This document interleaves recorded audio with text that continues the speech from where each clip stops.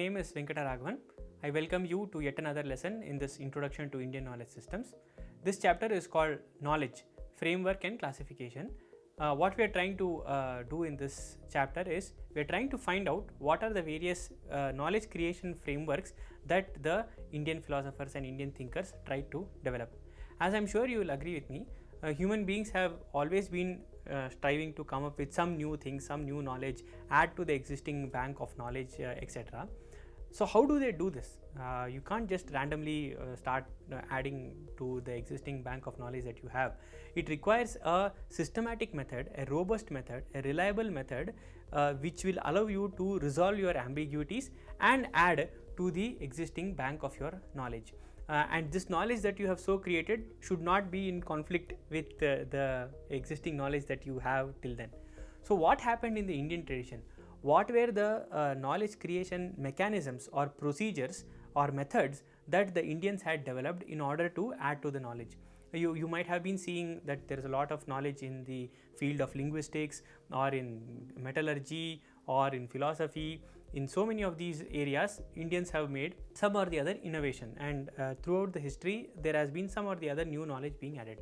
So what methods did they follow? What procedures did they follow? This is something we will try and acquire in this particular part. So to begin with, the first thing that is a unique feature of the Indian tradition is that it was an oral tradition.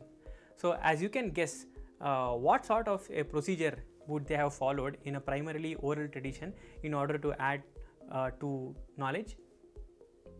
Yes, it is some sort of an oral discussion or debate or vada, which is called in Sanskrit, it is called a vada.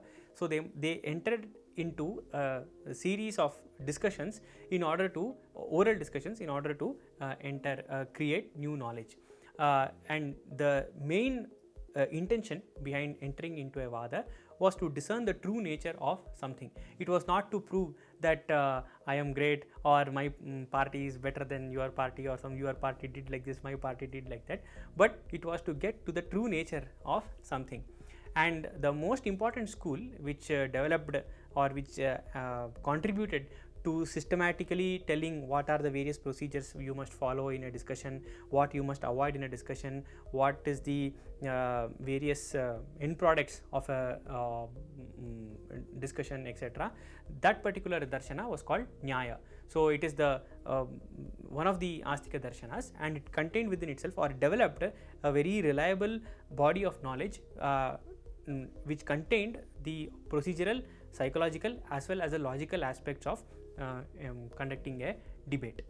So we will try and see what are some of the features that were there, that were developed by the Nyaya tradition. So the most important aspect of an oral discussion, which is called a vada, is that who are the participants in that? There are two participants. Logically there should be, even if not physically, you should assume an opponent.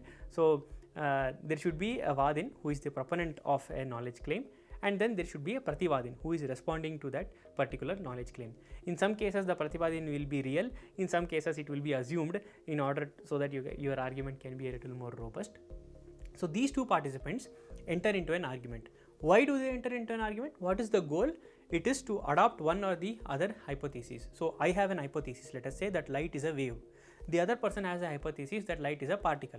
So the purpose of entering into a discussion is not to prove that my hypothesis is correct or their hypothesis is correct, but to come to a conclusion which is acceptable to both of us. And what is the means that we will adopt? It is some reliable mechanism of gathering evidences. These are called pramanas. We will see what these pramanas are, what kind of way we should set them and demonstrate them. We will see in the later parts of the lesson, we will see that. And as the end product of doing this, what will we get? What will be the result? It will be some new knowledge which will not be opposed to the existing tenet. So please understand, this last part is important. If you have come up with a knowledge claim based on the knowledge bank that you already have, but this new knowledge is in conflict with the knowledge bank, it means that something has gone wrong in the knowledge creation process. So the end result would be a new knowledge which is not opposed to the established tenets. So what is the general procedure, let us say, to give a very algorithmic kind of a representation of how a discussion would proceed? I just like to show how a discussion would be carried on. let us take one example, or as a sort of algorithmic way I will try and present this. So supposing two of us have entered into a discussion. So we have a problem, we have a doubt about something, whether let us say light is a particle or light is a wave, something like that. We have a discussion about this, a vada, we enter into this particular topic. So firstly I set forward a new claim. So I am the proponent, let us say, and you are the respondent, something like that. So I set forward a new claim that light is a wave. Now the opponent or the respondent has a choice. They can either tentatively accept it or they can reject it. Now let us assume that the opponent or the respondent accepts this. So tentatively I have accepted this proposition or your claim that light is a wave. Then I have the additional task of presenting a detailed proof of my claim. Now is this detailed proof acceptable? Yes. If it is accepted, it goes on to become knowledge. So until now it was only a claim, but now I have presented evidence and the evidence has been accepted, so it becomes a knowledge. But it is also possible that the evidence that I have given is not accepted. Though the claim is okay, the evidence that I have given is not yet acceptable. So what I have to do, I have to provide some clarification. In most cases it gets admitted into the bank of knowledge. It is called as a Siddhanta. But what happens if my claim, initial claim itself is rejected? I claimed light is a particle or a wave, whatever it is that I had claimed, it itself is rejected. So if it is rejected, let us say, you have the option of providing some response. Now is this response acceptable to me? I also have the choice. It is not always the respondent or the opponent who has the choice, we also have a choice. So is it accepted? If it is not accepted, it loops back to the response. I have to go on giving a response why I don't accept this counterclaim, etc.